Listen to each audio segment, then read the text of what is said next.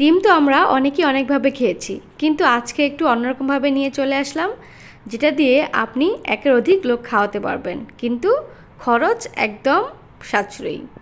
আর এটা কিন্তু আমার শাশুড়ি মায়ের কাছ থেকে শেখা, তাই ভাবলাম আজকে আপনাদের সাথে একটু শেয়ার করি। তো আমি প্রথমে ডিমগুলো সিদ্ধ করে নিয়েছি, তারপর এখন একটু হলুদ আর লবণ দিয়ে আমি ডিমগুলো একটু ভেজে নেব। খুব বেশি ভাজতে হবে না, হালকা একটু লাল কালার চলে আসলে কিন্তু হয়ে যাবে। তারপর আমি ওই ডিম ভাজা তেলেই কিন্তু দিয়ে দিলাম পেঁয়াজ কুচি, দিয়ে দিলাম 3-4টা কাঁচামরিচ ফালি। এগুলো দিয়ে আমি একটু ভালো করে নেড়ে চেড়ে এটা ভেজে নেব।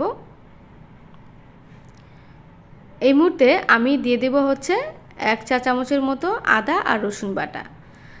এটা দিয়ে আমি এটা আরেকটু ভালো করে ভেজে নেব। তারপর আমি দিয়ে দিব কেটে রাখা লাউগুলো। আজকে আমি লাউ দিয়ে ডিম রেসিপি করব। এর আগে কে কে খেয়েছেন আমাকে অবশ্যই কিন্তু জানাবেন। আমি কিন্তু এই প্রথমবার খাচ্ছি, আমার কাছে খুব ভালো লেগেছে, আশা করি আপনাদের কাছেও খুব ভালো লাগবে। এই মুহূর্তে আমি দিয়ে দিলাম 1 চামচের মতো লবণ স্বাদ অনুযায়ী।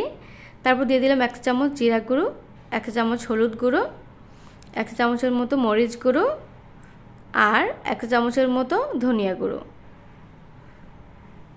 এগুলো দিয়ে আমি এটা খুব ভালো করে নেড়ে চেড়ে একটু কষিয়ে নেব। এই মুহূর্তে কিন্তু আমি এটা দিয়ে দিব 5 মিনিটের জন্য ঢাকা। এই ঢাকাতেই কিন্তু অনেকটা লাউ সিদ্ধ হয়ে যাবে, পানি উঠে আসবে। আমার কিন্তু লাউয়ের পানি ছেড়ে দিয়েছে, আমার কষানো হয়ে গিয়েছে। এই মুহূর্তে আমি দিয়ে দিলাম পানি। আমি বড় মগের 1 মগ পানি ব্যবহার করেছি, কম বেশ করে দিলেও হবে, কারণ লাউতে কিন্তু অনেক বেশি পানিও লাগবে না, আবার খুব কম পানিও লাগবে না। তো দেখুন আমি কিন্তু এই মুহূর্তে এখন ডিমগুলো দিয়ে দিব। ডিমগুলো আমি সুন্দর করে গোল গোল করে কেটে নিয়েছি, যেন এক রেসিপিতেই অনেক মানুষ খেতে পারে। খুবই সাশ্রয়ী একটা রেসিপি এটা, আপনারা কিন্তু অবশ্যই বাসায় ট্রাই করবেন।